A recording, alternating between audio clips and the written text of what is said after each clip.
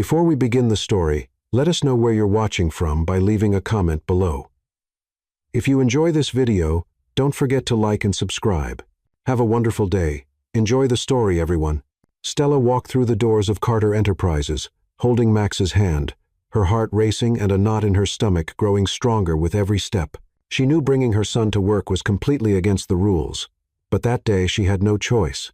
She pressed her badge to her chest, looked around, and when she didn't see anyone watching, she quickly pulled Max behind the reception desk. "Stay right here, okay? Quiet, hidden, just play," she whispered, tucking his little backpack into the corner. "And for heaven's sake, don't touch anything, Max." Max nodded, swinging his legs as he pulled out his notebook and colored pencils. The plan seemed to work for exactly 2 minutes, until the phone rang. "Carter Enterprises. Good morning." She answered automatically. Adjusting the headset, "Stella, transfer this call to the 8th floor now," barked Director Thompson's sharp voice. "Yes, sir," she replied, reaching for the transfer panel. That's when she noticed a tiny, curious finger moving straight toward a flashing red button. "No, Max, don't touch that, don't." But it was too late. The loudspeaker came on with a sharp buzz, echoing through the entire lobby, and then the next second, "If that contract doesn't close today, I'm firing half the marketing team." The director's voice boomed, live, loud, and clear for everyone to hear. "Oh no, no, no." Stella practically dove onto the panel, hitting every button she could find, her fingers trembling, palms sweaty, almost yanking the phone cable out. "Turn it off, please, turn it off." People froze. The security guard stood with his coffee halfway to his mouth. An HR rep dropped her paperwork. The whole lobby turned into an audience. Stella yanked the phone cable so hard she nearly took the monitor with it. The sound finally stopped. She was gasping for air, shaking, pale, hands in her hair, staring at Max with wide eyes, stunned, unable to believe what had just happened. And then the most dreaded sound in the universe filled the air. "What is going on here?" Victoria's sharp voice sliced through the entire lobby. Stella's blood ran cold. She turned slowly, and there stood Victoria, the reception manager, wearing a flawless white blazer, her high heels clicking like a judge's gavel, hair pulled back in a bun so tight it looked like it hurt. Victoria's eyes went wide when she saw Max sitting there with a notebook in his hands, holding a colored pencil. What is this ridiculous child doing here? The word ridiculous hit Stella in the chest like a punch. Don't talk about him like that," she said, stepping in front of her son immediately. Victoria marched closer, crossed her arms, and exploded. "This is not a daycare, Stella. This isn't a playground. This is a company, you irresponsible woman. Do you have any idea what you just did? How many rules you broke?" I swear it was an accident." Stella tried to explain, her voice shaking, shielding Max behind her legs. "Accident?" Victoria scoffed, laughing mockingly. "That little brat hit a button and almost ruined one of our biggest contracts." That's when Stella lifted her chin, eyes teary but firm. "It wasn't him," she said, voice trembling but determined. "It was me. My hand slipped and hit the button. It was my fault, and if someone needs to be blamed here, it's me." Victoria's eyes widened. "That's a flat-out lie. I saw him press it, everyone saw, and he's just a child." Stella snapped, holding back tears, but now with a fire burning in her chest. "He's not the problem, Victoria. I am, and if you want to fire me, fine. But don't you ever raise your voice at him again. Ever." The entire lobby went silent. People froze at the elevators. Others pretended to look at their phones. Even the coffee machine seemed to stop working. Victoria crossed her arms, took a deep breath, squinted, and then dramatically ripped Stella's badge from her chest. "Perfect. You are officially fired. And I want you out now." Stella's chest sank. Her knees went weak. She gripped Max tighter, took a deep breath so she wouldn't collapse right there. She looked around, hoping for any trace of empathy or support, but all she saw were turned faces, people pretending not to notice. She squeezed her son's hand, swallowed hard, and lifted her chin. "Come on, Max," she said, holding on to the little dignity she had left. "We don't need this place." The automatic doors opened, and at that exact moment, as if the universe had just been waiting, the rain poured down. Max looked up and said, with that honesty only a child has, "Mommy, is the sky crying with us?" Stella closed her eyes, took a deep breath, and forced a smile, holding back her tears. "No, sweetheart," she answered, swallowing the lump in her throat. "The sky is just trying to see if we know how to swim." What she didn't know was that the storm wasn't an ending. It was just the beginning. Cold rain hit Stella's face like tiny needles as she walked out of Carter Enterprises with Max in her arms. The 5-year-old felt heavier than she remembered, but her arms were trembling more from nerves than from tiredness. "Mommy, why are you walking so fast?" Max asked, holding tightly around her neck as she hurried down the wet sidewalk. "We're just heading home, sweetheart." That wasn't true. Stella had no idea where she was going. Her thoughts were spinning in desperate circles as rain ran down her hair, stuck to her forehead, and blurred her vision. "Fired. I've been fired." The words repeated in her head like a broken record. 6 months working at that reception desk, 6 months arriving on time, smiling at grumpy clients, organizing schedules for people who barely knew her name, and now, "Hey, Mommy," Max said, loudly enough for a few people nearby to hear. "Is that mean lady still in there with that feather duster hair?" A woman with a red umbrella walking past gave a quiet chuckle. "Max, lower your voice," Stella whispered, but she couldn't hide a small smile at the corner of her mouth. "But it's true," Max insisted, waving his little hands. It looked like she stuck her finger in the outlet, and her hair went like poof.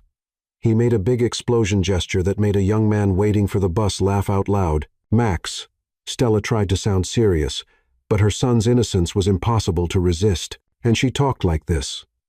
"Blah, blah, blah." Max mimicked Victoria's high-pitched voice with an exaggerated face, which made even a man in a suit laugh.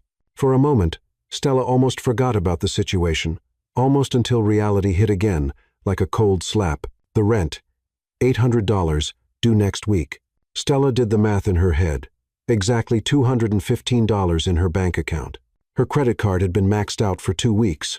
And now, no job. "Mommy, are you okay?" Max touched her face with his little wet hand. "You look sad again." No. Mommy's just thinking about how we're going to survive." Max's school cost $300 a month. Her car payment was $180, health insurance, $250, food, electricity, water, gas. Stella felt a tightness in her chest that almost made her stop walking. How am I going to find another job fast enough? The rain was getting heavier, turning into a real downpour. Stella looked around, trying to find somewhere to stay dry. Her clothes were soaked through, and Max was starting to shiver in her arms. "Mommy, I'm getting wet." "I know, sweetheart. Let's find a place to wait for the rain to stop." She spotted a red and white striped awning across the street. A food truck. The smell of hamburgers and French fries floated in the air, mixed with the scent of rain on hot pavement. Stella crossed the street, almost running, dodging puddles. By the time she got under the awning, she was out of breath and completely soaked. "Wow," Max shook his head, sending little drops of water everywhere. "Now we're like 2 little fish out of the tank." Stella set Max down and started trying to dry him with her own wet shirt. It didn't help. Her hands were shaking. She couldn't tell if it was from the cold or from the growing panic inside her. That's when she heard fast footsteps approaching. A tall man, wearing a dark suit soaked through, ran to take cover under the same awning. "Wow, what a storm," the man said, brushing his wet hair back. Stella glanced at him quickly. He looked sharp, probably in his mid-32nd, and even with his suit wet, it still looked expensive, most likely some corporate executive. "Hi," Max waved cheerfully at the stranger. "Did you turn into a little fish in the rain too?" The man smiled, surprised by the boy's friendliness. "I think I did." "And what about you?" he asked. "Me and Mommy are runaway fish," Max replied excitedly. "We ran away from that big building over there." "Max," Stella murmured, embarrassed. "Why does your hair look like a wet dog?" Max asked with the pure honesty only a 5-year-old has. The man laughed, a warm, genuine laugh. "You've got a good eye. I probably do look like a soaked stray dog right now." "Yes, just like Buddy, our neighbor's dog. When he gets a bath." Stella felt embarrassed, but the man seemed genuinely amused by Max. "And what's your name, young man?" "Max. And this is my mommy, Stella. She's the best mommy in the world." "Nice to meet you, Max." "Nice to meet you, Stella." The man held out his hand. "I'm Nathan." "Nice to meet you," Stella answered softly, shaking his hand. "Do you work around here?" Nathan asked, trying to keep the conversation going.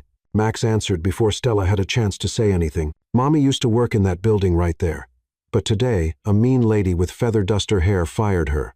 Stella's face turned red with embarrassment. "Max, you don't have to say that." "Oh." Nathan looked at her with a curious expression. "Trouble at work?" Stella hesitated. There was something kind in his voice. No judgment. "Well, I used to work there. I got let go today." What Stella didn't know was that Nathan Carter was the millionaire CEO of Carter Enterprises, the same company that had just fired her, and neither of them had any idea that the storm that had brought them under that awning would change both of their lives forever. Nathan Carter arrived at the office the next morning with a strange feeling in his chest. All night long, he couldn't stop thinking about that conversation under the food truck's awning. Max's honesty, Stella's quiet strength, the way she said, "I got let go today," with both sadness and dignity. It had stayed with him. He went straight up to the 30th floor, where his executive office was. His assistant, Evelyn, was already waiting with the day's schedule and a pile of reports. "Good morning, Mr. Carter. You have a board meeting at 9. Then, Evelyn," Nathan interrupted, taking off the same wet jacket from the day before. "Was anyone let go from the company yesterday?" Evelyn blinked, surprised by the unexpected question. "Well, let me check." She tapped quickly on her tablet. "Yes, sir. A receptionist from the 12th floor was let go yesterday afternoon." Nathan's stomach dropped. "What's her name?" "Stella Carter, sir." "Kind of ironic. Same last name as yours." Nathan felt like he'd been punched. That kind woman he met in the rain, the loving mother of that sweet little boy, worked at his company, and she had been fired. Who approved the termination? Victoria Reynolds, the 12th floor manager. Nathan knew Victoria, a capable woman but known for being strict, sometimes harsh with her team. He had always overlooked it because she delivered results. But now, "Evelyn, cancel all my morning meetings. I need to go down to the 12th floor." "But sir, the board can wait. This is more important." Nathan took the elevator down, his jaw tight. The more he thought about it, the more upset he became. Stella had told him she brought her son because she had no other choice. Anyone with a heart would understand that a single mother sometimes faces impossible situations. The elevator doors opened on the 12th floor. Nathan walked straight to the front desk, where a temporary receptionist was answering the phone with a bored look on her face. "Where's Victoria Reynolds?" "In her office, sir. But she's in a meeting." Nathan didn't stop. He knocked once on the glass door and walked in without waiting. "Nathan!" Victoria stood up quickly, clearly surprised. "What a nice surprise. I was just reviewing the reports." "Sit down, Victoria." His tone made Victoria swallow hard. She slowly sat back down, trying to read his serious expression. "I want you to explain exactly why Stella Carter was let go yesterday." Victoria blinked. "Stella Carter, the receptionist. Well, she committed a serious violation of company policy. She brought a child to work and caused an incident." "What incident?" "The child pressed the speakerphone button during an important call and exposed confidential information to the entire office. It was extremely embarrassing." And why did she bring the child?" Victoria hesitated. "Well, she said the babysitter didn't show up." "But that's not a reason." "Not a reason?" Nathan leaned forward. "Victoria, do you have children?" "No, but then maybe you don't understand the impossible situation a single mother can be in." Stella had two choices: miss work or bring her child. She chose responsibility and came in. "But the rules are clear. We don't allow children at the workplace. Rules are meant to serve people, Victoria, not the other way around." Nathan stood up. "I want to see her personnel file." "Now." Victoria nervously typed on the computer and turned the screen toward Nathan. What he saw made him even angrier. Stella Carter, 6 months at the company, 0 absences, 0 tardiness. Performance reviews excellent, excellent, excellent. Nathan scrolled down, reading the comments from her previous supervisors.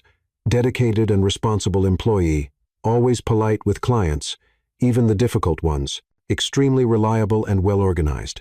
Clients often praise her service. "Victoria," Nathan said slowly, trying to stay calm, "you fired an outstanding employee, a mother trying to balance work and parenting, someone who never caused any problems until yesterday. But she broke. She made a human mistake in an impossible situation." Nathan slammed his hand on the table. "And instead of showing any understanding, you humiliated her in front of everyone." Victoria turned pale. I was just following protocol." "Protocol?" Nathan gave a dry laugh. "Do you know what our most important protocol is, Victoria? Treating our employees like human beings, Nathan started pacing the room, thinking fast. Evelyn told me several clients already called asking for Stella. Apparently, she was very well liked. An employee with perfect attendance, glowing reviews, and great customer relations. And you fired her over an accident. It was more than just an accident. No, it was exactly an accident. Nathan turned to face her. A 5-year-old pushed a button. It happens. And instead of handling it with maturity, you turned it into a public scene. Victoria swallowed hard, clearly realizing she'd made a serious mistake. Nathan, maybe we can reconsider. No. Victoria, I'll reconsider. You've lost the right to make decisions about Stella Carter. Nathan picked up the internal phone. Evelyn, I need you to locate Stella Carter right away. Phone, address, any contact info we have. It's urgent. He hung up and looked at Victoria with an expression she had never seen before. Victoria, let me be clear. Stella Carter is coming back to this company today, and if you have a problem with that, maybe you're the one who should start looking for another job. But she broke the rules. And you broke something much more important. Trust. A good manager protects their team, not kicks them when they're down. The phone rang. Nathan answered. Sir, I found Stella Carter's phone number and her address too. Perfect, Evelyn. I want you to prepare a reinstatement contract, same salary, but add a special clause. In case of family emergencies, employees may bring their children to work as long as it doesn't interfere with operations. Yes, sir. Anything else? Yes. I want you to find a room on the 12th floor and turn it into a temporary kids' space toys, books, drawing supplies, for emergency use. Nathan hung up and headed to the door. Where are you going? Victoria asked, still stunned. To fix a mistake, one that never should have happened. Nathan paused at the door and turned back one last time. Victoria, Stella Carter is an excellent employee who was going through a tough moment. Instead of offering support, you chose to shame her. That says a lot about what kind of leader you are. I suggest you think about that. As he waited for the elevator, Nathan felt a determination he hadn't felt in a long time. This wasn't just about fixing an injustice. It was about doing the right thing, and deep down, he knew he wanted to see Stella and Max again. He wanted to see that genuine smile. Hear the little boy's curious questions. Feel that rare lightness he had experienced under the food truck awning. The next morning, Stella woke up with a knot in her stomach that had started to feel permanent. At 3:00 the morning, she was still browsing job websites on her old laptop, which kept freezing every 5 minutes. The options were discouraging. Receptionist with at least 2 years' experience, retail associate available on weekends, call center work that barely covered rent. Mommy, why are you up so early? Max stood in the bedroom doorway, still in his pajamas, rubbing his eyes. I was just looking some things up, sweetheart. Looking up how we won't end up on the street. Stella closed the laptop and forced a smile. How about we have some breakfast? As she was making toast with the last of the jam in the fridge, the phone rang. Hello, Stella. This is Linda from the temp agency. I've got a short gig for today if you're interested. Stella felt a wave of relief. Absolutely. What is it? Window cleaning at a cafe downtown. 8 hours, $80. It's not much. But I'll take it, Stella answered before Linda could finish. 2 hours later, Stella was standing in front of Seattle's finest coffee, a charming little cafe with huge windows that definitely needed cleaning. The uniform from the agency was twice her size, making her look like a kid wearing adult clothes. At least it's clean, she muttered to herself, tying her hair back in a ponytail. The cafe manager, a short man with a mustache, gave quick instructions. Windows, inside and out. Cleaning supplies are over there. I need it done by 5. Stella grabbed the spray bottle and squeegee, took a deep breath, and started. It wasn't exactly her dream job, but $80 meant food on the table for a few days. She was halfway through the second window when she heard a familiar voice from the other side of the glass. Excuse me, but Stella, she almost dropped the spray bottle. Inside the cafe, looking at her with total surprise, was Nathan, the same well-dressed man from the food truck, now in a sharp navy blue suit, holding a cup of coffee. Stella felt her face flush. There she was, dressed like a scarecrow, cleaning windows. And who shows up? The only man who'd been kind to her lately. Hi, she said through the glass, giving an awkward wave with her gloved hand. Nathan stepped out of the cafe and walked up to her on the sidewalk. What are you doing here? Working, Stella replied, trying to sound casual, as she kept spraying the glass, cleaning windows. It's honest work, she said, a little defensive. Nathan looked at her for a moment, as if processing what he was seeing. "Stella, I need to talk to you. I'm kind of busy right now." She kept scrubbing the glass, avoiding eye contact. "It's about your old job." Stella paused. "My old job? You were let go from Carter Enterprises, right?" "Yes. So?" Nathan ran his hand through his hair, clearly nervous. "Stella, I'm Nathan Carter, owner of Carter Enterprises." The squeegee slipped from Stella's hand and hit the ground with a soft thud. "You're what?" "The CEO of the company you worked for, and I'm here to offer your job back." Stella blinked several times, like she was trying to solve a math problem that didn't make sense. "This some kind of joke?" "It's not a joke. I looked into what happened. Victoria Reynolds had no right to fire you. You were an excellent employee." Stella let out a bitter laugh. "Excellent? I caused a huge scene. You made a human mistake in a tough situation. Any mother would have done the same. Look, I appreciate the kindness." But Stella bent down to pick up the squeegee, stalling to gather her thoughts. "I don't need charity. It's not charity. It's fairness." "It is charity." Stella stood up, holding the squeegee like a sword. "The big rich CEO feels sorry for the poor lady cleaning windows and decides to play hero." "Stella, that's not what this is, isn't it?" She crossed her arms, pride louder than need. "You show up here, find me at my worst, and decide to save me? No thanks, Nathan. You are the most stubborn person I've ever met. And you're arrogant. You think you can fix other people's lives with a snap of your fingers." That's when a high-pitched voice cut through the argument. "Mom!" Stella turned and saw Max running down the sidewalk, slipping away from the neighbor who was watching him. "Max, what are you doing here? Aunt Clara said you were working here." Max stopped in front of them, out of breath but excited. "Hi, wet dog hair man." Nathan laughed. "Hey Max, is my hair better today?" "Yeah, now it looks like real people hair." Max looked from Stella to Nathan, then back again, with that curious look only kids have. "Mister, are you my mom's boyfriend?" Stella turned bright red. "What?" "You were talking like people who date on television." Nathan couldn't hold back a laugh, a real, genuine laugh he hadn't had in years. Stella, embarrassed, still felt something warm in her chest when she saw his smile. "No, Max," Nathan said, still smiling. "I'm not your mom's boyfriend, but I am a friend." "Oh." Max looked slightly disappointed. "You seem nice. Mom deserves a nice boyfriend." "Max," Stella wanted the ground to swallow her whole. "What, Mom?" "It's true. You're always sad when you're alone." Nathan looked at Stella with a softer expression. "Max is right. You deserve good things. I don't need anyone telling me what I deserve." "Mom, why are you mad at the nice man?" Max asked, confused. "I'm not mad, sweetheart." "Yes, you are. You're making that face you make when you don't want help." Nathan crouched down to Max's level. "Your mom is proud. That's a good thing, but sometimes it can make things harder, just like when she won't borrow money from Grandma." "Max." Stella was mortified. Nathan stood up, looking her in the eye. "Stella, let me make a different offer. I already said no. If you agree to come back, you can bring Max anytime you need. We've set up a special area at the office just for him, with toys, books, everything a kid might need." Max's eyes widened. "Really? I can go to work with Mom?" "Yes," Nathan said. "And there's more. You'll get a raise. Not out of pity, but because I found out you were being underpaid for the quality of work you did." Stella opened her mouth to argue, but Nathan continued. "And if you still think it's charity, you can work part-time as a customer relations consultant. Several clients asked about you over the past 2 days. They asked about me?" "They did. Seems you had a special gift for handling difficult people." Stella looked at Max, who stared back at her with hopeful eyes.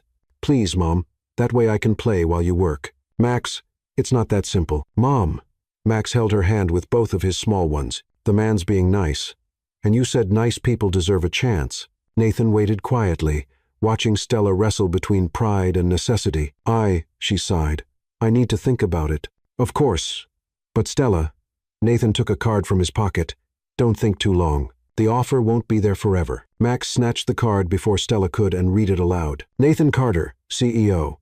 "Wow, Mom, he's the boss of the bosses." "Yeah," Stella whispered, finally grasping the weight of what was happening. "So," Nathan asked, "can I expect an answer by tomorrow?" Stella looked at her oversized cleaning uniform, then at Max's hopeful smile, and finally at Nathan, standing there patiently. Maybe, just maybe. It was time to set her pride aside.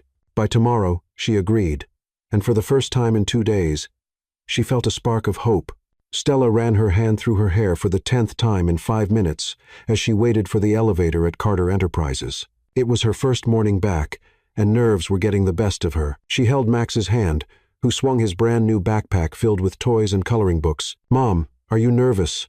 Max asked, his big, curious eyes watching her. "A little, sweetheart." "Why?" "The nice man said we can work together." The nice man, that's how Max had referred to Nathan since yesterday. Stella couldn't stop thinking about that conversation outside the cafe, the way Nathan had laughed at Max's unfiltered questions, the space he'd made just for her son. The elevator doors opened on the 12th floor. Stella took a deep breath. "Ready?" she asked Max. "Ready," he replied, excited. The first thing Stella noticed was that Victoria wasn't at the front desk. Instead, Evelyn, Nathan's executive assistant, was waiting with a warm smile. "Stella, so glad to have you back." Evelyn reached out her hand. "I'm Evelyn, Mr. Carter's assistant. He asked me to show you the changes we made." "Changes?" Evelyn pointed to a glass door next to the reception area. Inside, Stella saw a cozy corner with a colorful rug, a small bookshelf, a low table with crayons and paper, and even a few toys. "Mr. Carter had it set up last night. It's Max's space." Max's eyes lit up like stars. "Really? All this is for me?" "Just for you," Evelyn confirmed. "There's even a special snack in the mini fridge." Max ran off to explore his new little world while Evelyn walked Stella through the updates at reception. New computer, upgraded phone, and... "Look," she pointed to a golden nameplate on the desk. "Stella Carter, Client Services Coordinator." "Coordinator?" Stella's eyes widened. "Immediate promotion. Mr. Carter's orders." At that moment, Nathan himself appeared in the hallway, walking toward the front desk with a folder in hand and a friendly smile. "Good morning, Stella. How are you feeling?" "Good. Thank you for all of this." She gestured toward the updated space. "T.O. Nathan." Max ran from his new corner and threw his arms around Nathan's legs. "Hey, champ." Nathan crouched down. "Do you like your new spot?" "I love it. There's even Superman." Max held up a little action figure he'd found. Stella watched the scene with her heart full. Seeing Nathan treat Max with such warmth moved her more than she expected. "Nathan," she began. "Just call me Nathan. We're all part of the same team here." By mid-morning, Stella had already settled into her new routine. The work was mostly the same, answering phones, welcoming clients, organizing schedules, but now with a fancy new title and a 40% pay raise. What she didn't expect was how often Nathan showed up at the front desk. 10 o'clock a.m. "Stella, just checking if the reports arrived." They were emailed directly to him. 11:30. "Just came to grab a water." He had a fridge in his office. 1 o'clock p.m. "Wanted to make sure everything's going smoothly." It clearly was. "Evelyn," Stella whispered as the assistant walked by the front desk. "Is it normal for Mr. Carter to come down here this often?" Evelyn gave her a knowing smile. "Honey, I've worked with Nathan Carter for 15 years. I've never seen him come down to this floor so many times. You must have some kind of magic." Meanwhile, Max was becoming the star of the office. In just 2 hours, he was already friends with at least 10 employees. "Aunt Julia." He waved to the woman from HR. "Want to see my Superman drawing?" "Of course, sweetie." "Mr. Antonio," he called out to the accountant walking by. "You look like a penguin in that suit." Instead of being offended, Antonio laughed so hard he nearly dropped his papers. "That kid is a delight," one employee told her colleague. He brightened up the whole place. Around dry. Null. M. Max had grown tired of coloring and decided to explore the hallway. Stella was busy with a client when she heard a familiar little voice. "Uncle Nathan! Uncle Nathan!" She turned and saw Max running down the hall toward Nathan, who was carrying a stack of documents. "Hey, Max, what's up? Let's play superheroes right now. I'm kind of busy. Please, just for a bit? You can be Superman, and I'll be Robin." Nathan looked around. The hallway was empty. Stella was far away. "Why not?" "All right, but just for a minute." "Yes." Max jumped with joy. "Now you have to crouch down and pretend you're flying." "Flying?" "Yeah, Superman flies." "Come on. Crouch, and stretch out your arms." Nathan, the Millionaire CEO who ran a company of 200 people, crouched down in the hallway and stretched his arms out like he was flying. "Like this? Perfect. Now make the sound. Whoosh, whoosh," Nathan mumbled, feeling silly but also kind of amused. "Louder. Superman's not shy." "Whoosh," Nathan shouted, running crouched down the hallway after Max. Right at that moment, the elevator doors opened, and out stepped three men in suits, the Japanese investors scheduled for a meeting at 3:15. Nathan froze. There he was, the CEO of a multi-million-dollar company, running hunched over in the hallway, making airplane noises. Behave, old. One of the investors asked in English. Clearly confused, Max, completely unaware of the awkwardness, waved happily. Hi, Uncle Nathan was being Superman with me. You want to play too? The silence that followed was deafening. Nathan slowly stood up, his face red as a tomato, trying to recover a bit of dignity. Gentlemen, I was just... One of the investors, the oldest one, started to smile. Then he laughed. Within seconds, all three were laughing out loud. Mr. Carter, the older man said in slow English, in 40 years of business, I've never seen a CEO so human. It's fun working in a company where the boss plays Superman, said another. Shows you care about family and joy. That's rare in business. Nathan blinked, surprised by their positive reaction. Max, he crouched down again, speaking to the boy. These are the uncles from Japan. They came to talk about work. Cool. Max waved. Bye, uncles from Japan. Superman has to go back to the Fortress of Solitude. After the investors went into the meeting room, still laughing, Nathan walked back to reception, where Stella was waiting with an amused look on her face. So, did Superman have an interesting meeting? You saw that? Nathan ran a hand through his hair, embarrassed.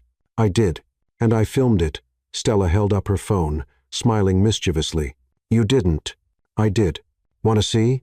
Nathan tried to grab the phone, but Stella was quicker, running to the other side of the desk. Stella, delete that. Never.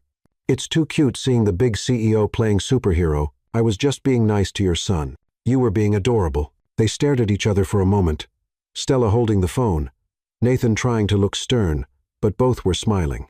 You know, Stella said softly, Max has never had a male figure to play like that with. Thank you. Nathan's expression softened. He's a special kid. He is. And you're special for seeing that. The moment was cut short by Max popping up between them. Mom, Uncle Nathan, you're looking at each other like people in love on television again. Stella and Nathan quickly stepped apart. Faces flushed. Max, Stella exclaimed. What? It's true. Max shrugged and went back to his little corner. Nathan cleared his throat. Well, I need to head to my meeting. Of course. But before walking away, he turned back. Stella? Yes? Thanks for letting me play Superman. It's been a long time since I felt this light. And with that, he left, leaving Stella with a smile on her face and a strange feeling in her chest, a feeling that had everything to do with the way they'd been looking at each other lately. The next morning, Stella arrived at the office with Max bouncing excitedly beside her.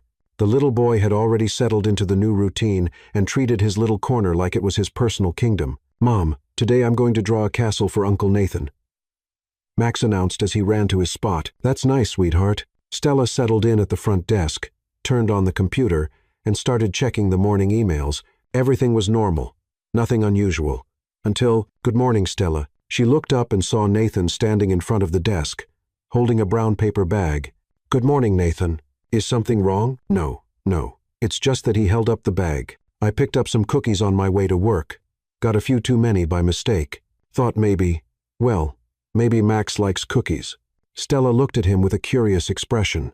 You bought cookies by mistake? Yeah, totally by accident. The lady at the bakery convinced me to get more than I meant to. Nathan placed the bag on the desk, clearly a little nervous. They're chocolate. Kids like chocolate, right? Cookies. Max shot over like a rocket, drawn by the magic word. Hey, champ, want to try one? Nathan opened the bag. Can I, Mom? You can, but just one for now. You can have another after lunch. Max grabbed a cookie and took a bite, making a face of pure delight. This is so good. Thanks, Uncle Nathan.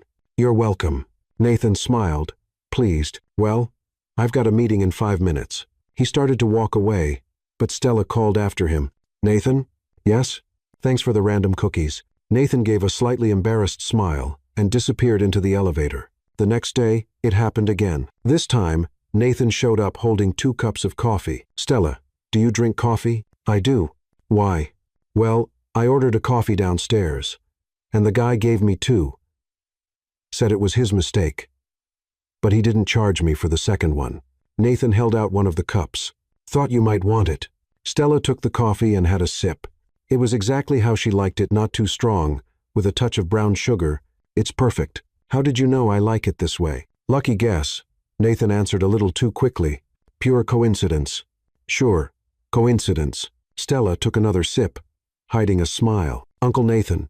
Max appeared with a drawing in hand. Look what I made for you. It was a drawing of a tall man in a suit standing next to a woman and a small child. They were all smiling under a big yellow sun. Who are these people? Nathan asked, genuinely curious. It's you, Mom, and me. Max pointed to each figure. We're a family. The silence that followed was almost heavy.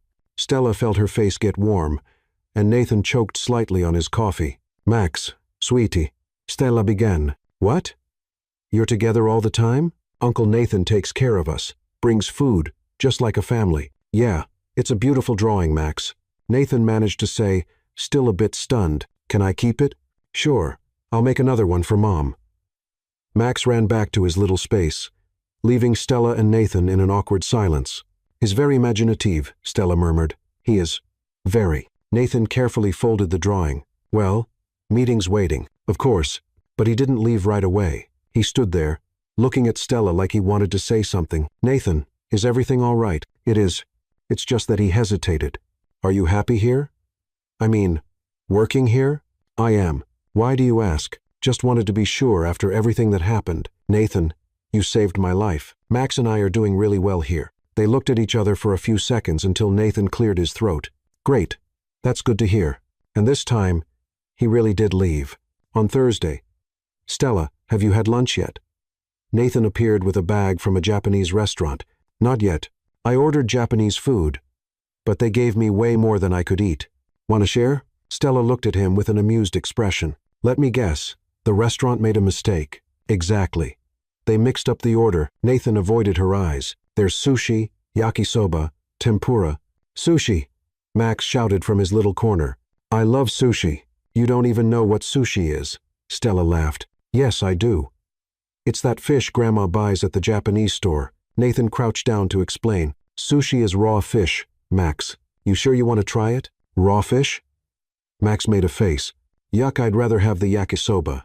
Yakisoba is noodles. You'll like it. Nathan opened the containers on the reception desk. We can't eat here, Stella protested. What if a client shows up? Evelyn can cover for a few minutes. She loved the idea of you two having a proper lunch. They sat around the desk, eating with plastic chopsticks. Max was trying to grab noodles and making a hilarious mess, while Stella and Nathan laughed at his efforts. Like this, Max. Nathan showed him how to hold the chopsticks. See?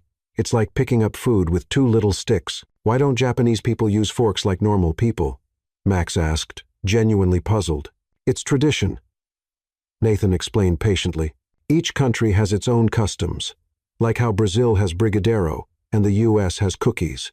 Exactly. Stella watched them, feeling a warm sensation grow in her chest.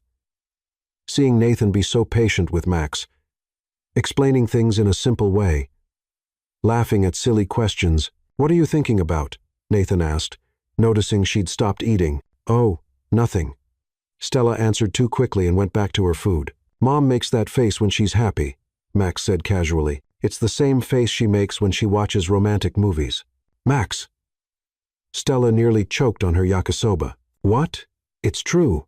You get all smiley, and your eyes get shiny. Nathan looked at Stella, who was now red as a beet. Shiny eyes? He asked, amused. Max has a big imagination, Stella murmured. No, I don't. Look, you're doing it again. Max pointed at his mom. Nathan looked at Stella for a moment. Her eyes really did have a special shine. Her hair fell naturally over her shoulder, and when she smiled like that, Nathan...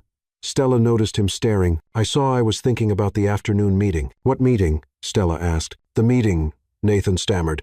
With important people. Uncle Nathan, did you forget the name of your meeting? Max asked innocently. Yes, I forgot. Nathan stood up quickly. Anyway, I need to get ready. Thanks for lunch. But you brought the food, Stella pointed out. Oh, right. Thanks for sharing. And he left in a hurry, leaving Stella confused and Max pondering. Mom, Uncle Nathan is kind of clumsy, huh? A little, sweetheart, but he's nice. And he likes us. How do you know that? Because he makes the same face you do when he's around us. A happy face. Stella looked in the direction Nathan had gone, thinking about her son's words. A happy face. On Friday, Nathan showed up with hot chocolate. To help you warm up. The air conditioning is a little too strong today. On Saturday, when they worked a half day, he brought sandwiches left over from a meeting. On Sunday, even though it wasn't a work day, he showed up at the office with some excuse about forgotten documents and ended up spending the entire afternoon playing with Max while Stella organized files. "Nathan," Stella said as they were leaving, "can I ask you something?" "Of course. Why are you doing all this?" She listed on her fingers. The cookies, the coffee, the lunches, the hot chocolate. Well, it's just Nathan ran a hand through his hair, nervous. "It's important to keep employees well fed. Productivity. You know, productivity." "Exactly. And the other employees, do you bring them coffee too? The others?" Nathan hesitated. "The others don't work this closely with me." "I see." They stood in front of the elevator, both pretending not to notice what was going on between them. "Stella?" "Yes? Do you like breakfast?" "I do, because tomorrow I might stop by a new bakery, and maybe they'll have really good croissants, and maybe I'll accidentally buy too many." Stella smiled. "Nathan?" "Yes? You're not very good at pretending it's a coincidence." "I'm not, no." But she stepped into the elevator with Max. "I do like croissants." The doors closed, but not before Stella saw Nathan's smile, in a way she'd never seen before, a way that made her heart race and confirmed what she had already started to suspect. Something was changing between them. Victoria Reynolds watched from the window of her new office on the 11th floor as Nathan chatted with Stella down at the reception desk. Her perfectly manicured red nails dug into her palms every time he smiled at that former employee. 3 weeks. It had been 3 weeks since Stella came back, and Victoria had seen Nathan go down to the 12th floor more times in one day than he used to in a whole month. "This can't go on," she muttered to herself, adjusting her tight bun. After her disastrous meeting with Nathan, Victoria had been promoted to record supervisor, basically a fancy exile. She knew Nathan wanted her gone but couldn't fire her without just cause. Not yet. But if she could prove Stella was incompetent. A cruel smile spread across Victoria's lips when she saw the perfect opportunity. On her desk was the monthly client report, the one she had altered the night before, changing some numbers to make it look like Stella had made serious mistakes in customer service. "Showtime," she whispered, picking up the papers and heading to the elevator. Stella was helping Max organize his colored pencils when Victoria appeared at the reception like a storm of high heels and strong perfume. "Stella Carter." Her voice cut through the air like a knife. "Victoria." Stella stood up, surprised. "What are you doing here?" "I came to fix a serious problem." Victoria slammed the papers on the desk. "You made a terrible mess of the client reports." "What do you mean?" "Look at this." Victoria pointed at the numbers. 3 important clients complained about poor service. 2 canceled contracts because of your incompetence. Stella took the papers, confused. "Victoria, this doesn't make sense. I didn't serve those clients. And these numbers, are you doubting my work?" Victoria raised her voice on purpose, making other employees stop and watch. "Typical. Always blaming others for your mistakes." "I'm not blaming anyone. I'm just saying that—" "Silence," Victoria shouted. "You're nothing but an incompetent who only came back because Mr. Carter felt sorry for you." That's when Max, who had been quietly in his corner, lifted his head with a confused look. "Aunt Victoria," he called with the innocence typical of a child. "What do you want, little pest? Why are you lying about Mommy?" Victoria froze. "I'm not lying. You are." Max stood up, holding a colored pencil. "Yesterday, I saw you messing with those papers on your desk. You didn't see anything." "I did," Max insisted, completely unfiltered. "You were changing the numbers with a pen, like when I erase a drawing to make a new one." A murmur spread among the employees watching the scene. "Max, dear." Stella tried to intervene. "No, Mommy, she's being mean again." Max pointed at Victoria. "And she also said bad words when she thought no one was listening." "I did not say bad words," Victoria yelled, completely losing control. "Yes, you did," Max said. "She said Mommy was a he." Paused, trying to remember the exact word. "An ugly word that starts with V." More murmurs. Phones discreetly came out to record the situation. "And you also said you would make up lies so Uncle Nathan wouldn't like Mommy anymore." Victoria's blood ran cold. How had that terrible child heard everything? "That's a lie. This boy is making up stories." "I'm not." Max crossed his arms. "You also said Uncle Nathan was what was it?" "Oh yeah, A foolish lover. The silence that followed was deadly. All the employees looked at Victoria with a mix of shock and barely hidden amusement. I, Victoria stammered. Despérate. That's when Nathan's voice cut the silence. Victoria. My office. Now. Everyone turned. Nathan was standing near the elevator with an expression Stella had never seen before. He was furious. Nathan. Good. You're here. Victoria tried to recover her composure. I was just explaining to Stella the serious mistake she made. I heard everything. Nathan walked toward the group, and apparently, my honorary nephew here has an excellent memory. He crouched down to Max's level. Is what you said true, champ? Yes, Uncle Nathan. I don't like lies. Mommy always says lying is bad. Nathan stood up and looked directly at Victoria. So, you altered reports to frame an exemplary employee. It's just. And you called Max a pest. Nathan's voice dropped dangerously. A 5-year-old child. Nathan, let me explain. No. Enough. Nathan turned to the employees watching. Everyone here can confirm that Victoria Reynolds just admitted to falsifying official company documents. Several nodded. Perfect. Nathan looked back at Victoria. You're fired. For cause. Security. Please escort Miss Reynolds out of the building. You can't do this. Victoria exploded. I can, and I am. Forging documents is a crime. Victoria, you should be thankful I'm not calling the police. 2 security guards appeared quickly. Wait. Victoria shouted as she was escorted out. This is harassment. Favoritism. He's only protecting her because he's in love. Nathan stopped and slowly turned around. You know what, Victoria? You're right. I am protecting Stella. And you know why? He looked around at all the employees. Because she is an honest person, dedicated, and a fantastic mother. Because she treats everyone with respect, even when she doesn't get the same respect back. Stella felt her face flush as everyone looked at her. And if that's favoritism, Nathan continued, then I fully own it. Some people deserve to be favored, some people deserve to be protected, and some people, he looked straight at Stella, deserve to be appreciated. Victoria was escorted out, shouting nonsense about injustice and favoritism. When the commotion died down and the employees returned to work, Max tugged on Nathan's pants. Uncle Nathan? Yes, champ? You really like Mommy, don't you? Nathan looked at Stella, who was red as a tomato, then back at Max. I think so, Max. A lot. That's great.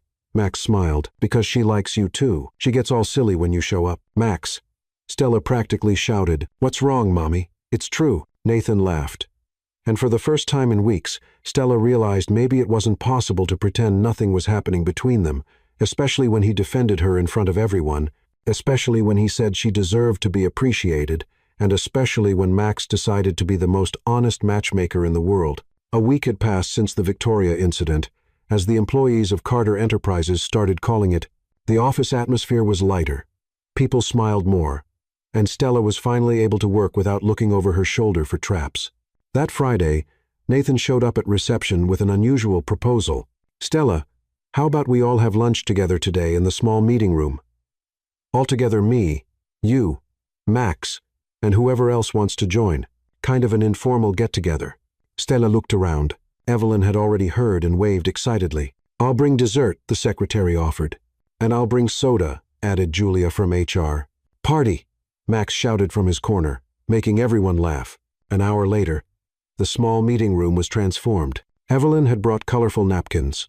Julia filled the table with sodas and juices, and Nathan arrived with way too much pizza. How many did you order?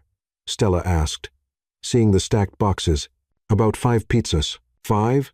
There are 7 of us. I didn't know which ones you liked. Nathan scratched his head, embarrassed. Uncle Nathan bought enough pizza for an army, Max commented, already attacking a slice of pepperoni. The table was lively. Antonio, the accountant, told bad jokes that still made everyone laugh. Evelyn showed pictures of her grandchildren to Julia, and Nathan, well, Nathan couldn't stop looking at Stella. Mommy, why aren't you eating? Max asked, noticing Stella just nibbling on the pizza. I'm eating, sweetheart. No, you're not. You just keep looking at Uncle Nathan and smiling silly. Stella's fork froze in midair. Max. What? It's true. Max turned to Nathan. Uncle Nathan, you also look at Mommy and get all red. Antonio nearly choked on his soda. Evelyn and Julia exchanged knowing looks. Max.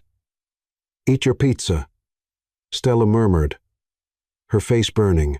But I'm just telling the truth, Max insisted. Grandma always says we should tell the truth. Some truths can wait, dear, Nathan said gently, though he was also blushing. Why? Max asked with that typical childlike curiosity. Are you ashamed to like each other? Total silence filled the room. Even Antonio stopped chewing. Max, Stella started. No, Mommy. I want to know. Max stood on his chair, looking seriously at Nathan. Uncle Nathan, you like my mommy, right? Nathan looked around the table. All eyes were on him. Evelyn smiled like she was watching a romantic movie. Julia was practically holding her breath. Antonio pretended he was very interested in his pizza. Max, that's complicated. Nathan tried. Why is it complicated? Max crossed his arms. Either you like her, or you don't. It's simple. It's not exactly like that, champ. It is. Max slapped the table. Like when I like ice cream, I don't make excuses. I say I like ice cream. That's it. Stella was mortified. Max, Uncle Nathan doesn't have to answer. Yes, he does. Max turned to her. And you too, Mommy. You guys look at each other all day, bring food for each other, play with me together. If it's not dating, then what is it? Evelyn let out a soft laugh. Julia was clearly trying not to smile. It's friendship, dear.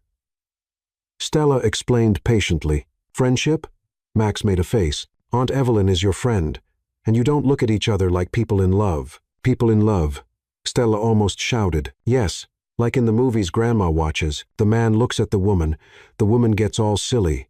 Then they kiss and live happily ever after. Antonio finally couldn't hold back and burst out laughing. Evelyn was quietly clapping her hands. Max, Nathan said in a more serious voice. Yes, Uncle Nathan, do you really want an answer? I do. Nathan looked at Stella, who was red as a pepper, then back to Max. All right, I'll answer. It took a deep breath. Max, you asked me if I like your mommy, right? I did. So, Nathan looked straight into Stella's eyes. I think I do. Max, a lot. The silence that followed was so deep, you could hear the air conditioner running. Stella's eyes went wide. Evelyn put her hand on her chest. Julia sighed like a teenager. Antonio muttered a quiet finally. I knew it.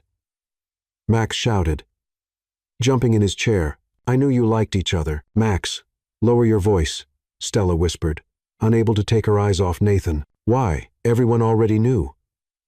Max looked around the table. You all knew, right? Obviously, Evelyn said. Of course, Julia confirmed. Even I, who's terrible with this stuff, noticed. Antonio added, see? Max turned to Nathan. Now you have to ask if Mommy likes you too. Max, Stella was mortified. What? It's fair, you answered. Now it's your turn. Nathan leaned forward with a nervous smile. So, Stella, do you like me? Stella looked around the table. 5 pairs of eyes stared at her expectantly. There was no way to escape, no excuse to invent.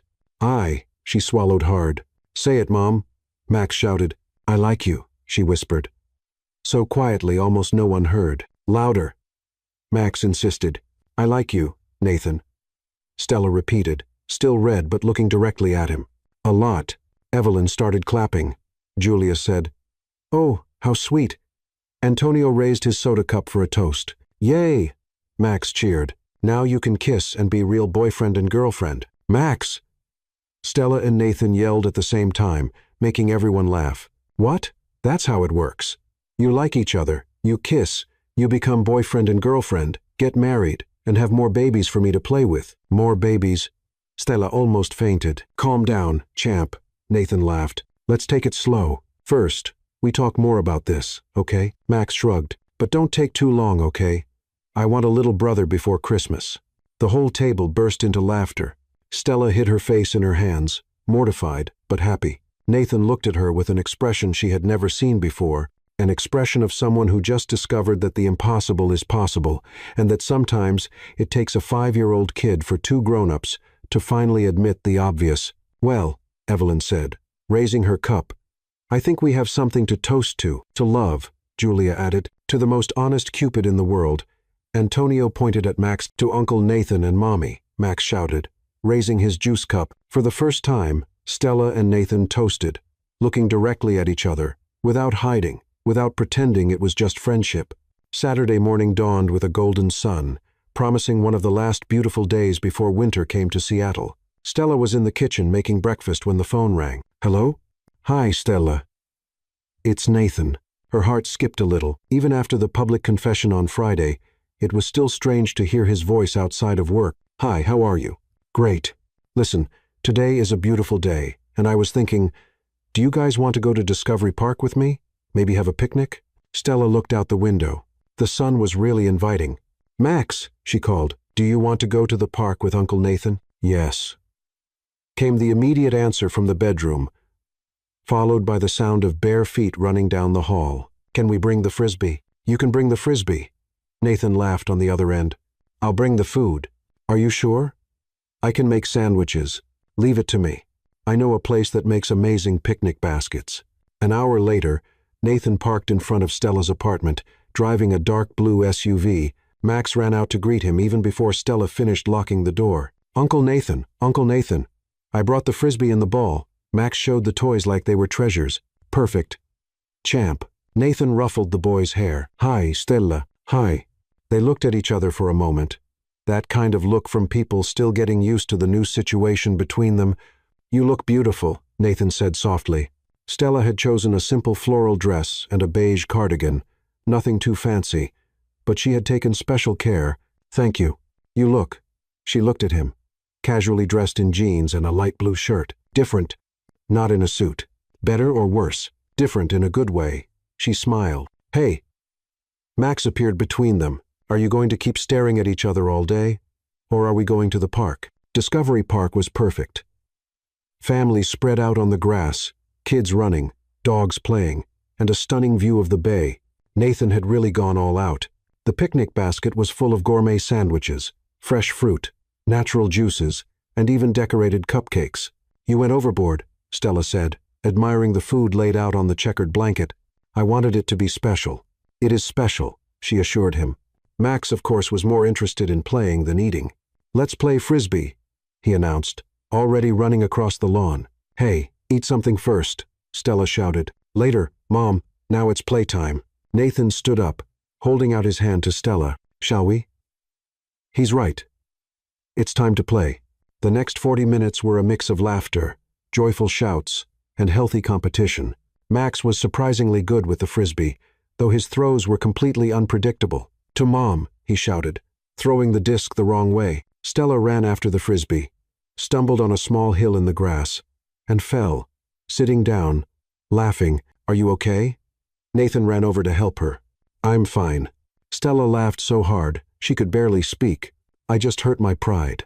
Nathan reached out to help her up but instead sat down next to her on the grass. The view from down here is interesting. It is, Stella agreed, still laughing, very low. Max came running back. Mom, you fell.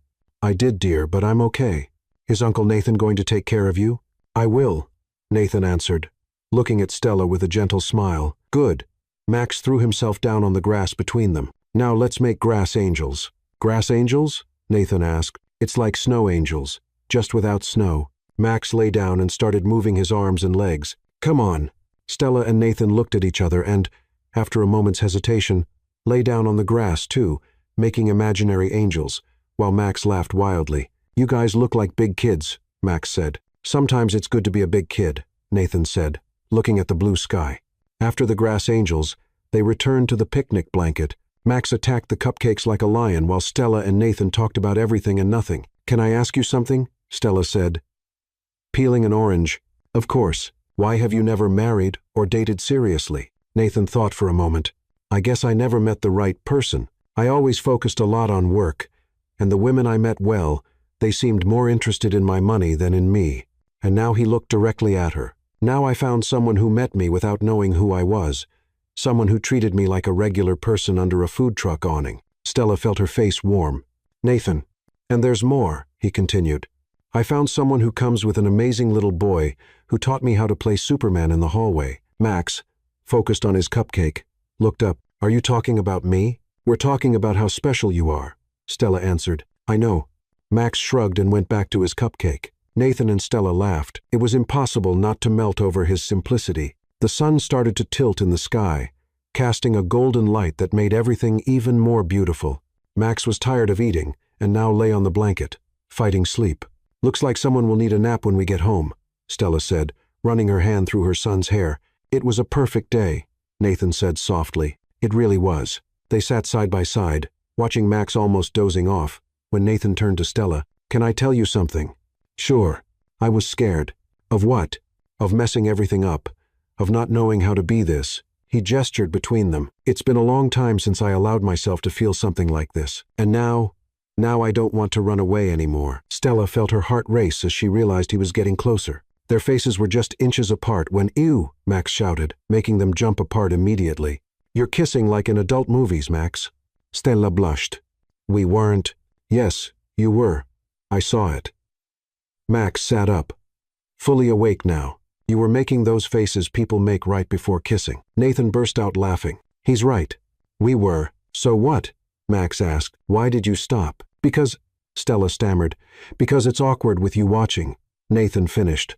Honestly, Max raised his hands to cover his eyes. There, now I can't see anything. Max. Stella laughed. Come on, Mommy. Kiss Uncle Nathan. I promise I won't look. Nathan looked at Stella, who was laughing and shaking her head. He's not giving up, Nathan murmured. Not at all, Stella agreed. So Nathan moved closer again. So, Stella, he whispered. And finally, there on the grass at Discovery Park, with Max not looking but obviously peeking through his fingers, Stella and Nathan kissed. It was a soft, sweet kiss, full of promises and possibilities. When they pulled apart, Max was clapping. I knew you two would get together, he shouted, jumping on the blanket. I thought you weren't looking, Stella said, still dizzy from the kiss.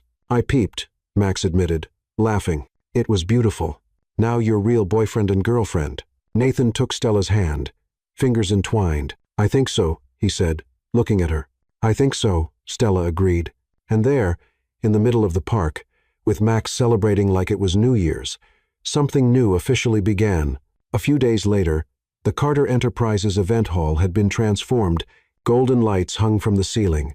Elegant tables decorated the room, and a small orchestra played soft music in the corner. It was the company's annual party, a gathering of employees, partners, and investors to celebrate another year of success. Stella adjusted the navy blue dress she had bought, especially for the occasion. It was her first time attending a company social event, and she was nervous. Mommy, you look beautiful, Max said. Perfect in his little suit Nathan had insisted on buying for him. Thank you, sweetheart. You look very sharp, too. Max had been officially invited to the party. He's part of the team, Nathan had said, when Stella protested it wasn't appropriate to bring a child to a corporate event. Uncle Nathan. Max waved when he saw Nathan approaching, looking stunning in a black tuxedo. Hi, champ. Nathan bent down to greet Max before turning to Stella. You look wow. Thanks. Stella smiled, feeling that flutter in her stomach that had become constant in the 2 weeks since they officially started dating. Mommy, can I go check out the dessert table?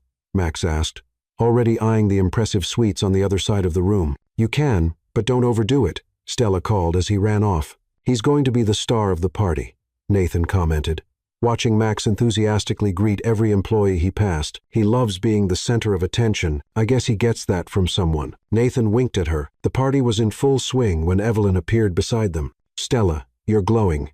And Nathan, she looked between them with that knowing smile she'd had since they went public.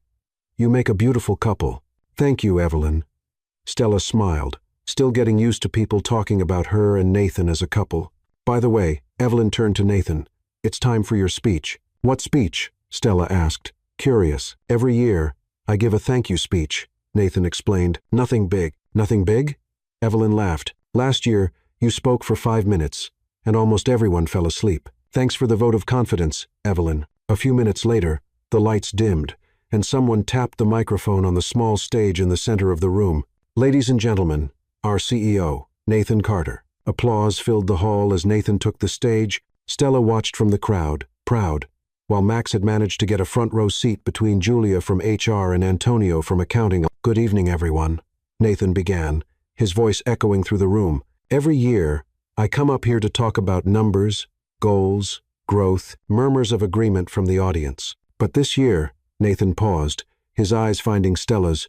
This year, I want to talk about something different. About people, about family, about second chances. Stella felt her heart race. There was something different in his tone. You know, I built this company from scratch. What you may not know is that I was raised by a single mother. A respectful silence took over the room. My mother worked 2 jobs to support us. I remember seeing her come home exhausted, but always with a smile for me. She taught me that dignity isn't about money, but about character. Stella felt tears welling up. Nathan had never told her this part of his story before. A few months ago, I witnessed something that brought back these memories. One of our employees was fired for bringing her son to work when the babysitter didn't show up. Murmurs spread across the room. People looked around, trying to understand where Nathan was going with this. At first, I didn't know about the situation. But when I found out, Nathan paused again. When I found out, I saw my mother in that woman. I saw courage, determination, unconditional love for a child. Max, in the front row, was paying attention like an adult, even if he didn't fully understand what was being said. This woman could have skipped work. She could have made excuses. But she came to work because she was responsible. Because she needed to support her family. Stella felt tears running down her face. Several people in the room started turning to look at her, putting the pieces together. Stella Carter, Nathan said her name clearly into the microphone. You taught me that leadership is not about power. It's about protection. It's about lifting people up, not tearing them down. The applause started slowly, but grew louder. Stella was too emotional to respond. And Max Carter. Nathan smiled at the little boy in the front row. You taught me that honesty and joy are the most important qualities a person can have. Max waved happily at the stage, making the crowd laugh. So today, I want to announce some changes in our company. Stella held her breath. First, Stella Carter is being promoted to administrative coordinator. With all the benefits and responsibilities the position requires, the applause exploded. Evelyn shouted, "Finally!"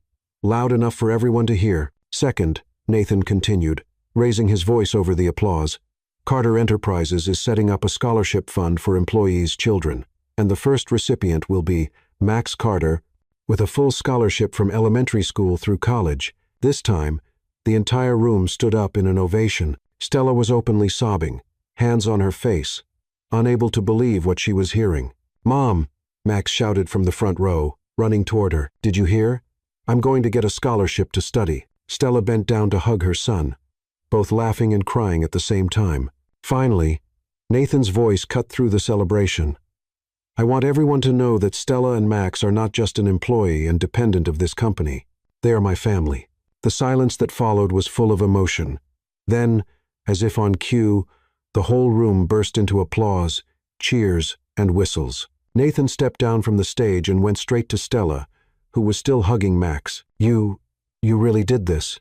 she asked through tears. "I did, and I'd do it 1,000 times more. Uncle Nathan?" Max threw himself into his arms. "Does this mean we're really family now?" "It sure does, champ. Real family." Stella looked around the room, employees smiling, some crying with emotion, all applauding. Evelyn was sobbing on Julia's shoulder. Antonio was discreetly wiping his eyes. "I don't know what to say," Stella whispered. "You don't have to say anything," Nathan replied, kissing her forehead. "Just stay forever." "Forever?" Max asked, still in Nathan's arms. "Forever," Nathan confirmed. And there, in the middle of the party, surrounded by people who were already almost like a second family, Stella understood that this was truly the most important moment of her life, not just because of the promotion or Max's scholarship, but because she had finally found where she belonged, because she had finally found her home. 3 days after the company party, Nathan showed up at Stella's apartment with a mysterious proposal. "Wear something comfortable. We're going for a little ride." "Where to?" Stella asked, curious. Surprise. Max was spending the weekend at his grandmother's house, so it was just Stella and Nathan. He drove for almost an hour until they reached Kubota Garden, a stunning Japanese garden on the outskirts of Seattle. "Nathan, what a beautiful place," Stella exclaimed, looking at the wooden bridges over small ponds, the perfectly cared-for trees, and the flowers that created a fairy tale scene. "I used to come here as a kid with my mom. It was our special place." They walked hand in hand along the winding paths, talking about everything and nothing. The afternoon sun created a play of light and shadows among the leaves, making everything even more magical. "Stella." Nathan stopped on a small bridge over a pond where golden koi swam lazily. "Yes? I need to tell you something." The serious tone in his voice made Stella turn fully to look at him. "All my life, I thought family was something I would never really have. After my mother died, I convinced myself I was meant to be alone. Nathan, let me finish. He smiled nervously. Then a brave woman showed up with an amazing little boy, and suddenly, I understood what I'd been missing. Stella felt her heart race as Nathan knelt down on the bridge. Stella Carter, you and Max are the family I always dreamed of having. You taught me how to laugh, to play, to love, without fear. Tears were already running down Stella's face when Nathan took a small velvet box out of his pocket. Will you marry me? Will you build a real family with me? Yes. Stella answered before even seeing the ring. Yes, 1,000 times yes. Nathan stood up and kissed her right there on the bridge, while the koi swam below and the golden sun embraced them. 1 month later, the wedding was intimate and perfect in the same garden where Nathan had proposed, under an arch of white flowers and green leaves. They exchanged vows in front of 50 loved ones. Max was the cutest, proudest ring bearer in the world, carrying the rings on a little blue pillow and shouting, "It's now." When the pastor asked if anyone objected to the marriage, Evelyn cried more than the bride herself. Julia filmed everything. Antonio gave an emotional speech about true love and second chances. And when Nathan kissed Stella as husband and wife, Max shouted, "Now we're official. We're a real family." Days later, Stella parked in front of Carter Enterprises and smiled when she saw the scene that had become routine. Nathan waiting at the door with 2 cups of coffee, like it was the most natural thing in the world. "Good morning, Mrs. Carter," he said, handing her the coffee and kissing her softly. "Good morning, Mr. Carter." "Mom," Max shouted from the back seat. "Hurry. You're going to be late for the kiss of the day." They laughed. Kiss of the day had become Max's official term for their morning greeting. "Come here, little troublemaker." Nathan opened the car door for Max to get out. "I'm not a troublemaker. I'm the coolest son in the world." "That's true," Stella agreed, hugging the 2 most important men in her life. Days later, Stella felt that familiar dizziness. "Nathan," Stella called, finding him in the living room flipping through reports. "Yes, love? I need to tell you something." Something in her voice made Nathan drop the papers immediately. "Is everything okay?" "More than okay." Stella smiled, sitting beside him on the couch. "I'm pregnant." The silence that followed lasted exactly 3 seconds. Then Nathan picked her up and spun her around the room. "Really? Really?" Stella laughed, dizzy with happiness in the spin. "Max!" Nathan shouted. "Come here, we have news." Max came running, still in his pajamas. "What? Did someone die?" "No one died," Stella laughed. "Someone is going to be born. You're going to be a big brother." Max's eyes got wide, processing the news. "Is there a baby in Mommy's belly?" "Yes." "Yay." Max started jumping around the room. "I'll teach them how to play Superman." At the first ultrasound, Stella and Max got a surprise. "There are 2 girls," the doctor announced, smiling at the couple staring amazed at the screen. "Twins?" Nathan whispered, unbelieving. "Twins," the doctor confirmed. Max, who insisted on coming to the appointment, looked confused at the screen. "Where are the babies?" "There are those little spots, dear," Stella explained, pointing at the screen. "Oh." Max thought for a moment. "Can I name them?" "We can talk about that." Nathan laughed. "How about Supergirl and Robina?" "They're girls, Max." Then Supergirl and Wonder Girl. Months later, the birth was long but smooth. First came Ava Carter. 3 minutes later, Emma Carter arrived. Nathan held 1 daughter in each arm, crying without shame, while Stella watched from the bed, exhausted but glowing. "They are perfect," he whispered. Max, who had spent the night in the waiting room with Evelyn, finally got to meet his sisters. "They're so tiny," was his first comment. "All babies are small at first," Stella explained. "Can I teach them how to play Frisbee when they grow up? And how to play superheroes? Also, how to press buttons on the phone." "No way!" Nathan and Stella shouted at the same time. Stella looked at Nathan and the kids and said, "This is the family I always wanted. And you are the most wonderful dad and husband." Nathan, emotional, smiled and kissed her. The months that followed were a whirlwind of sleepless nights, diaper changes, and the kind of joy that only a growing family could bring. Stella and Nathan settled into their new roles as parents of 3, with Max taking his big brother duties seriously. He'd sit by the twins' cribs, reading them his favorite superhero comics in a dramatic voice, convinced they understood every word. "Ava's gonna be Supergirl, and Emma's gonna be Wonder Girl," he'd declare, holding up their tiny hands like they were already flying. At Carter Enterprises, the changes Nathan had introduced became a cornerstone of the company's culture. The kids' space on the 12th floor wasn't just for Max anymore. Other employees started using it when childcare fell through, and it fostered a sense of community that boosted morale. The scholarship fund grew, with several employees' children applying, and Nathan made it a point to personally review each application. Stella, now thriving as the administrative coordinator, brought her knack for organization and warmth to the role, streamlining processes and earning praise from clients and colleagues alike. Victoria's absence left a noticeable gap, but it was one the team filled with positivity.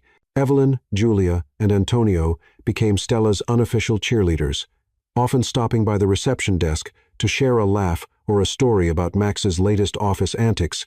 "That boy's going to run this company one day," Antonio would joke, watching Max charm another intern with his endless energy. One quiet Saturday, nearly a year after the twins' birth, Stella and Nathan took the kids to Kubota Garden again. Max ran ahead, chasing butterflies, while Nathan pushed the double stroller with Ava and Emma, who babbled happily at the colorful flowers. Stella walked beside him, her hand in his, feeling a peace she hadn't known was possible. "You know," Nathan said, glancing at her, "I used to think success was about profit margins and market share, but this," he gestured to their little family, "this is what it's all about." Stella squeezed his hand. "I was so scared that day I got fired. I thought it was the end.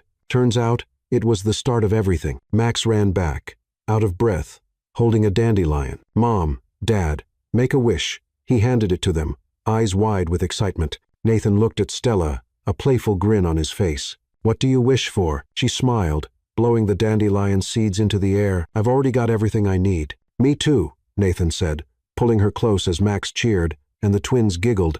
The seeds floated away, carried by the breeze, and in that moment, under the golden sun, they knew they'd built something stronger than any company, a family that would weather any storm.